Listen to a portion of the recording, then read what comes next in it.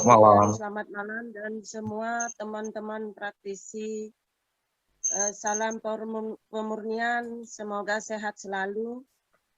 Di sini saya mau testimoni tentang mata ketiga, mata batin, di mana pada tanggal 31 Januari yang baru lewat ini, saya jam 11 malam ditelepon sama orang dari daerah Rendang gitu. Nah, konsultasi masalah keadaan keluarga yang tidak harmonis dan masalah jualan laris tapi tidak ada uangnya. Kemudian saya mencoba untuk melihat mungkin ada sesuatu di rumahnya atau ada apa yang menyebabkan dia sampai mengalami hal tersebut. Akhirnya saya lihat bahwa di rumahnya dia menyimpan batu yang berwarna abu-abu sebesar biji nangka, tapi tumpul atas bawahnya gitu, panjang bentuknya sebesar biji nangka, warnanya abu-abu. Terus saya nanya ke orang itu, apakah ada menyimpan batu di rumah, batu permata yang berwarna abu-abu, di mana batu itu energinya negatif sekali. Saya lihat batu itu energinya negatif sekali dan jawabannya bahwa memang benar dia ada menyimpan batu yang didapat dari seorang balian. Setelah itu akhirnya karena saya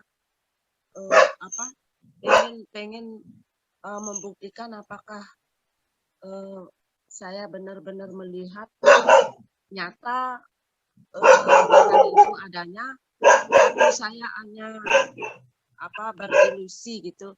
Akhirnya saya minta dia untuk mengirim fotonya. Kalau memang benar ada, coba kirim fotonya. Apa benar batu yang saya lihat di mata batin itu apakah benar itu yang dimaksud dia punya gitu. Akhirnya dia kirim batu permata itu foto batu permata itu ke saya, dan memang benar itu batu permata itu energinya negatif sekali dan yang menyebabkan ketidakharmonisan di keluarga itu dan juga menyebabkan permasalahan ekonomi dari keluarga itu yang tidak bagus, di mana jualan laris tapi tidak ada uangnya. Dan akhirnya malam itu juga, karena dia nelpon jam 11, malam itu juga saya dapat petunjuk bahwa batu itu harus dikeluarkan dari rumahnya, dianyut ke laut gitu. Akhirnya malam itu juga dia datang ke tempat saya ke sini. Ini orangnya dari jauh, ini dari Rendang. Akhirnya batu itu saya anyut ke Segaru, saya larung ke Segaru, ke laut. Kemudian karena batu itu energinya negatif sekali, otomatis lingkungan di rumahnya itu juga energinya jadinya negatif. Nah, mungkin kalau untuk orang Bali, kami yang beragama Hindu, mungkin ada kepercayaan lain kan, mungkin bagi agama yang beda mungkin ya cukup dilarung gitu aja. Tapi itu masih ada yang harus dilakukan, yaitu pembersihan di rumah itu sendiri. Kalau di Bali istilahnya dengan ngerapuh gitu, ngerapuh. Dan setelah saya telusuri ternyata itu ada kaitannya dengan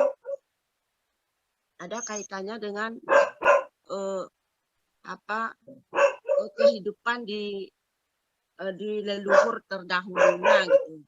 Saya lakukan penelusuran, saya lihat bahwa yang menyebabkan dia sampai mendapatkan hal seperti itu karena ada perjanjian dari leluhurnya bahwa kalau dia dapat rezeki, dia akan melakukan upacara piodalan gitu di sanggahnya, tapi itu tidak dilakukan. Nah, jadi itu yang menyebabkan dia terpengaruh dengan energi negatif itu. Akhirnya setelah saya tahu itu, akhirnya saya lakukan saya suruh keluarga itu mohon maaf ke untuk leluhurnya, mohon maaf ke itu yang dewasa, ke Tuhan karena sudah salah berjanji tapi tidak dibayar. Nah, akhirnya saya datang besoknya ke rumahnya itu untuk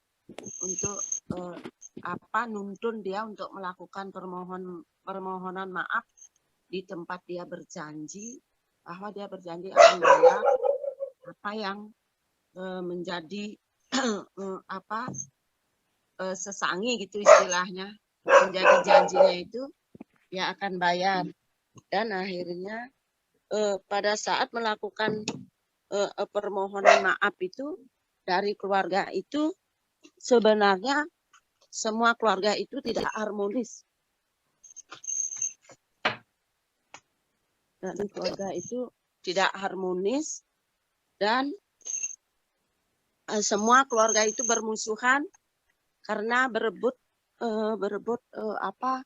warisan dari tanah dari hasil dia berjanji untuk kalau dapat rezeki, janji untuk maturan feodal itu akhirnya dia dapat rezeki, dibelikan tanah. Nah, dari tanahnya itu akhirnya jadi rebutan di keluarga itu sampai bermusuhan semua keluarga. 3 bersaudara dari bapaknya itu semua bermusuhan, anak-anaknya bermusuhan, semua bermusuhan. Nah, begitu selesai nuntun orang itu untuk memohon maaf, baru selesai itu istilahnya kalau di Bari itu mau guru piduke itu mohon maaf atas janji yang dilakukan untuk membayar untuk ngasih modal tapi tidak dilakukan. Akhirnya pada saat itu juga malah yang jero mangkunya yang antep itu malah ketedunan dari roh leluhurnya itu turun dari roh leluhurnya itu ke jero mangkunya itu. Jero mangkunya kebetulan anaknya gitu. Dia ngomong begini, ya ini ibu yang datang.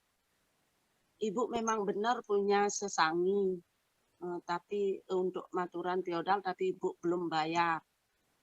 Terus sampai sekarang anak-anak semua ini berebut sampai bermusuhan semuanya. Itu semua yang anak-anak perebutkan itu adalah hasil kerja dari ibu sendiri gitu. Ini sudah meninggal ini yang punya sesangi.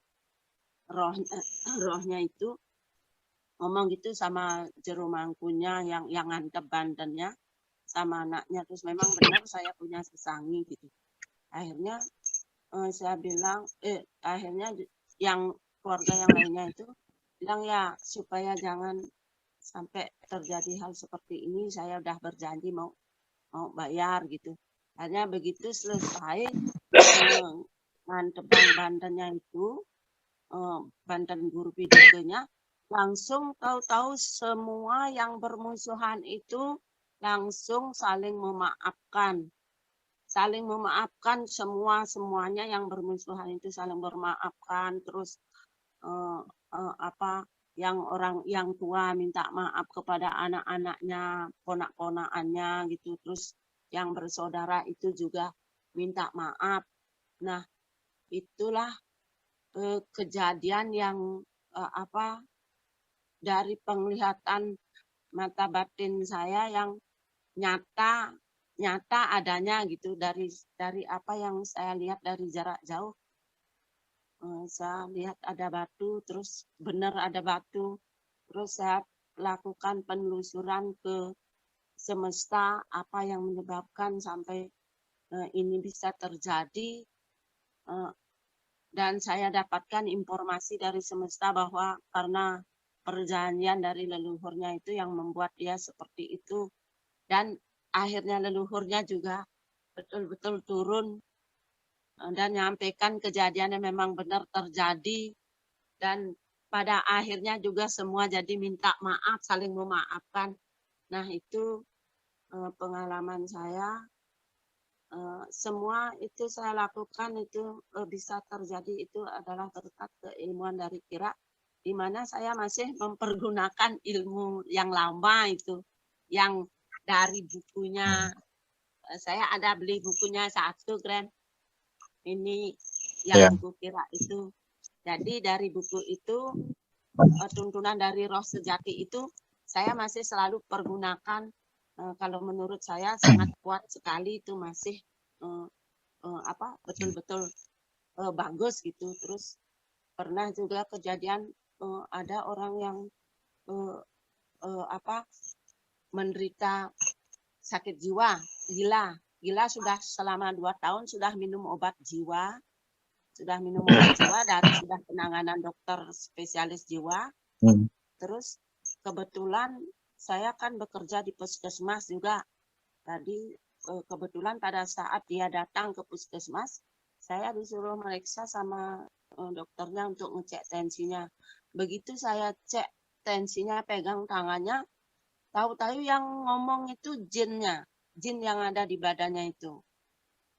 Ada roh di badannya, roh lain di badannya, ada jin yang ngomong. Begitu saya lepas tangannya, diam lagi. Itu saya ambil tangannya, lagi jin yang ngomong. Nah, akhirnya saya lihat, oh ternyata orang ini bukan gila beneran gitu, bukan gila karena gangguan jiwa, tapi karena gangguan oleh jin, roh halus yang ada di badannya. Akhirnya saya coba konsentrasi, saya pergunakan kekuatan roh sejati, saya selaraskan juga dengan JM. Terus saya lihat di rumahnya itu ada batu permata warna hitam, yang di sanalah sebenarnya tempat jin itu sembunyi. Nah itu saya bilang suruh ambil itu batunya itu. Akhirnya setelah ketemu, begitu batu itu dibawa ke laut, saya langsung bawa ke laut. Ternyata akhirnya orang ini sembuh gitu. Tidak lagi, besoknya dia sudah biasa, sudah diajak komunikasi biasa gitu, sudah tidak gila lagi. Akhirnya kita bisa untuk obat jiwanya, karena itu obat jiwa yang berpengaruh terhadap sistem sarafnya. Jadi waktu itu saya sarankan pelan-pelan diputus, diturunkan dosisnya, terus akhirnya diputus. Nah, akhirnya padahal saya suruh sih sebulan dulu kurangi dosisnya, dah itu baru putus. Tapi ternyata dia 2 hari aja udah langsung putus gini obatnya, terus langsung biasa, sehat orangnya, seperti sedia kala gitu.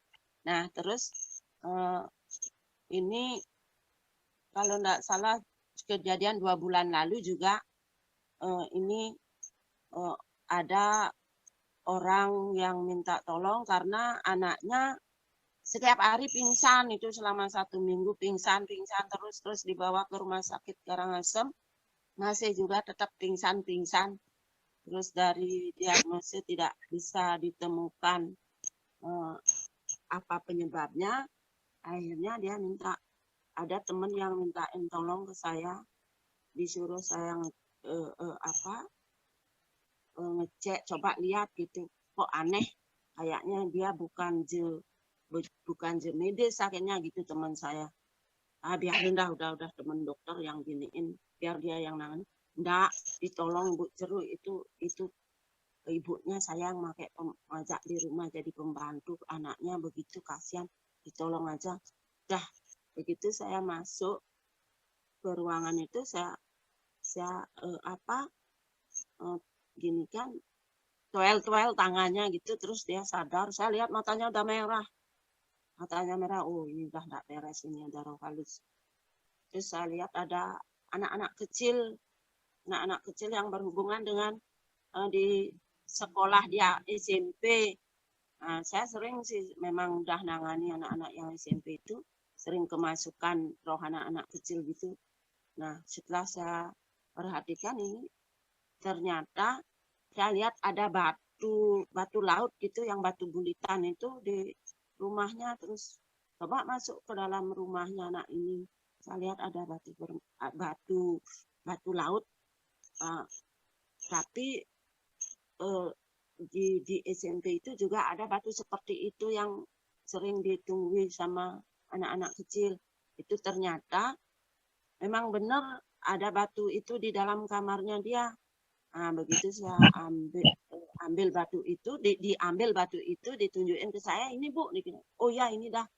Nah, langsung saya kunci, terus saya buang ke laut. Begitu keluar dari rumahnya untuk membuang ke laut itu, anak itu langsung sadar. Nah, langsung biasa, normal. Nah, itulah kejadian-kejadian dari penglihatan yang saya alami, GM. Mohon pencerahannya, bagaimana sebenarnya, apakah tapi itu nyata gitu. Itu nyata, kalau dibilang ilusi itu nyata, barangnya ada, saya lihat ada, dan barangnya memang nyata ada. Itu hal-hal yang pernah saya alami, GM. Mohon pencerahannya dan mohon berkah. Terima kasih. Jadi bisa dibilang itu nyerempet-nyerempet bahaya sih, Bu. Ya, untungnya Ibu keyakinan ke Tuhan Yesus kuat sekali, ya. Jadi ada perlindungan jadinya. Jadi ada orang-orang yang memang dikasih karunia khusus sama Tuhan, jadi lebih aman gitu, karena yang tadi Bu ceritain itu nyerempet-nyerempet sangat berbahaya gitu. Iya, ada juga JM, pernah saya kan ini saya tidak melakukan proteksi JM, saya keluar gitu pas dipanggil sama pedandu, anaknya pedandu sakit gitu. Anaknya pedandu sakit, saya dipanggil, disuruh nolong. Terus saya datang ke tempat itu, kebetulan dekat rumahnya, itu cuman jarak sekitar 300 meter dari rumah saya. Saya datang ke sana, terus di perjalanan itu baru selesai nolong itu, mau balik pulang. Di perjalanan itu ada anak remaja cowok gitu. Dia betul-betul kesakitan, perutnya dipegang, kurus banget, kurus kering, itu dipegang perutnya. Dia ngomong ke saya, kalau di sini kan saya dipanggilnya Jero gitu. Jero, minta tolong Jero, saya sakit sudah 3 tahun Jero, tolong saya Jero gitu. Terus begitu dia ngomong minta tolong itu, saya langsung lihat banyak permata di salah satu kamar gitu. Ada permata, ada macam-macam bambu, ada macam-macam tombak, senjata, pecut, batu-batu, itu banyak sekali, hampir segudang gitu. Terus saya ngomong gini, ini sakitnya kamu itu ada hubungannya dengan benda-benda gaib. Pokoknya saya lihat ada benda-benda gaib banyak sekali. Ini satu rumah penuh, ini satu kamar penuh ada benda-benda gaibnya. Ada pedang, ada tombak, ada keris, ada permata, banyak sekali itu. Tapi saya lihat di salah satu kamar, tapi di mana gitu, tapi ada hubungannya dengan kamu gitu, saya ngomong. Terus dia jawabnya, saya itu punya Jero. Hah, benar kamu punya gitu ya? Iya saya itu punya. Di mana rumahnya? Saya bilang, di mana rumahnya? Oh di sana gitu, dia nunjukin jauh. Saya penasaran apa benar yang saya lihat itu benda-benda itu sebanyak itu loh, satu kamar penuh. Apa benar dia punya, kok dia bisa punya barang sebanyak itu? Akhirnya saya itu kejadiannya malam GM, hampir menjelang jam 12 malam. Terus saya diajak ke tempat itu, ditunjukin saya silahkan Jero, silahkan masuk, itu dah kamarnya, dia bilang gitu. Dari hati kecil saya otomatis nolak.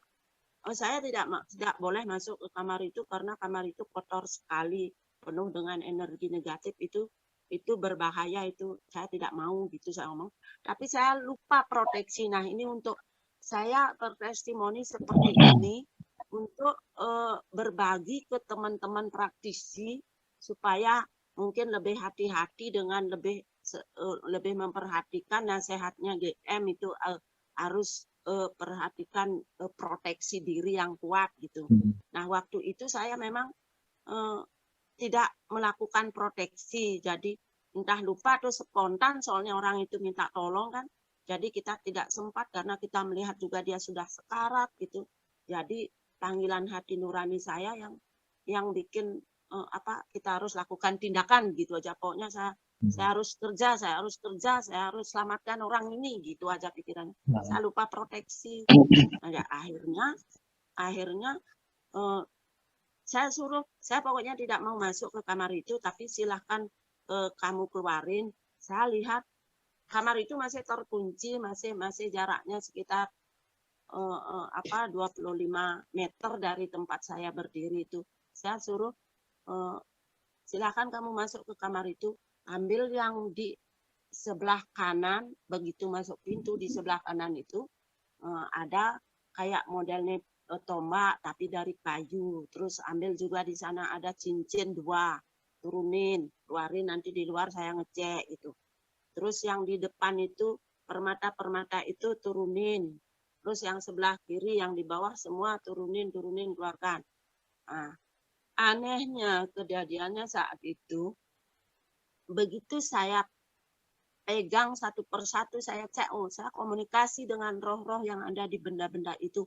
Oh, ini apa? Oh, ini isinya jin. Oh, ini isinya dedemit. Oh, ini isinya tuyul. Ini pisahkan, ini rarung kesegara. Oh, ini tombak, ini isinya anak tinggi hitam gitu. Ini pisahkan, ini bawa ke segara, ini pisahkan, ini larung ke segara, ini larung. Begitu satu persatu saya pisahkan, badan orang ini juga, di badannya itu juga dia rasakan ada yang keluar. Ada yang keluar satu persatu juga sesuai dengan yang saya pegang, saya cek. Oh, aduh, ini apa ini keluar? Aduh, ini apa keluar dari badan saya gitu. Ya, energi saya bekerja di kamu dan saya juga bekerja di benda ini. Kamu rasakan aja. Rasakan aja, pokoknya kuatkan dirimu. Kamu jangan lupa juga sambil berdoa, saya bilang gitu. Terus saya cek gitu. Akhirnya begitu selesai ngecek itu, sembuhlah orang ini DM. Sembuh dia. Terus dia sampai nyumbah-nyumbah di kaki saya, mengucapkan terima kasih saya kok bisa sembuh seketika itu mungkin karena roh-rohnya itu terlepas mungkin dari badannya DM.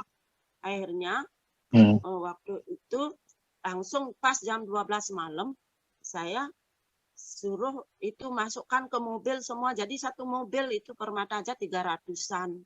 Permata aja 300-an, cincin yang sudah jadi-jadi itu 25-an, terus tombak, tiang yang bambu-bambu yang macam-macam bentuknya yang dibilang tiang petuk lah, tiang apalah, pokoknya bagi saya itu energinya negatif semua.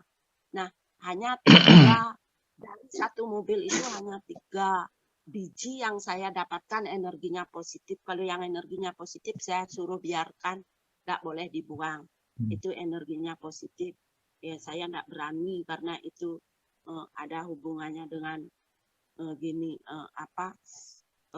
ada hubungannya dengan leluhurnya, ada hubungannya juga dengan dewa-dewa gitu. Jadi saya nggak berani saya bertindak dengan 3 benda itu. Begitu dipisah itu benda itu, langsung dia sembuh dan akhirnya dia bisa membuang ke laut sama keluarganya juga. Tapi saya kasih upah, tapi saya disuruh Rarisang, silakan Bu Jero naik ke mobilnya, nggak ikut ke segara gitu ya. Saya nggak mau satu mobil dengan barang itu energi negatif. Silakan lanjut ke segara, nanti saya mandi di rumah aja, saya mandi, atau nanti saya sendiri ke segara, terpisah, tidak bersamaan dengan itu. Nah, waktu itu kejadiannya karena saya capek DM, saya malah langsung habis ngecek barang itu saya pulang, maunya saya ke laut juga mandi malam-malam gitu. Tapi saya malah berpikir, oh sebentar ya, begini dulu, rebahan dulu di lantai, rebahan dulu capek rasanya gitu. Nah itu ketiduran saya. Nah, lupalah saya mandi atau bersihin diri gitu. Apalagi pembersihan pemurnian itu lupa saya, udah ketiduran. Udah besok paginya baru saya bangun lemes banget, lemes sekali. Akhirnya saya sampai waktu itu sampai 3 hari saya lemes. Di sanalah kesalahan saya DM. Jadi mungkin seperti nasihat DM, proteksi itu harus rutin dilakukan. Kita tidak tahu kapan mungkin kita harus kerja untuk bantu orang, kita tidak tahu gitu. Jadi selama ini baru saat itulah saya mengalami hal seperti itu akibat keteledoran saya tidak melakukan proteksi sebelum bekerja. Jadi mungkin hal ini bisa dijadikan pengalaman saya, mungkin bisa dijadikan pedoman sama teman-teman untuk lebih berhati-hati misalnya kalau ketemu hal-hal seperti itu. Nah, itulah DM testimoni saya dari masih menggunakan ilmu yang dulu, karena ini kan kejadian yang sudah lewat gitu. Ilmu yang dulu karena yang baru ini baru saya tahu, baru dari kemarin, dari mulai Zoom. Nah, pertanyaan saya, apakah yang ada di buku, petunjuk-petunjuk yang ada di buku ini totalitas masih bisa dipergunakan, dikombin dengan ilmu yang baru? Mohon pencerahannya, gitu. Ya, masih Ibu, ya. masih bisa. Ibu nggak ngasih nasihat ke anak tadi itu? Nasihat ke anak tadi itu, saya kan dia habis mandi ke Segara, tak lukat lagi di sini, udah bisa cerita, udah sembuh total dia malam itu juga, udah sembuh total. Nah itu saya kasih nasihat, tidak boleh lagi memburu barang-barang kayak gitu. Karena dia katanya hobinya memburu barang-barang gaib gitu. Dari pedandanya saya kasih informasi, tolong Bu Jero, ini orangnya memang dia suka nyari-nyari barang gitu, katanya nyari-nyari bambu. Pokoknya ada antik-antik modelnya itu diambil. Sampai waktu itu satu rumah full itu, makanya waktu bawa ke Segaranya itu, lautnya itu memang penuh satu mobil. Itu saya kasih nasihat saya untuk dia itu, dia lebih mendekatkan diri sama Tuhan, jangan percaya dengan hal-hal seperti itu, benda-benda seperti itu, hati-hati karena tidak semua benda yang ada di muka bumi ini kayak benda-benda gaib itu energinya positif, tidak semua. Karena dari segi energi positif kita bisa ada yang positif cocok untuk dia, kayak anggaplah permata gitu.